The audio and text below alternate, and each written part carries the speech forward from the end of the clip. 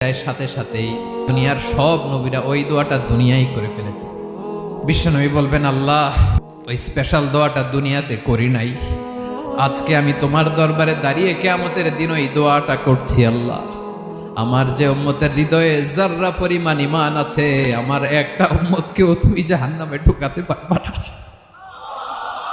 বিশ্বনবী পাগলের মতো একবার হাউজে কাউসারে যাবেন, একবার সিরাতে যাবেন, একবার পুলসিরাতের দিকে, একবার হাউজে কাউসারের দিকে পাগলের মতো দৌড়াতে থাকবেন।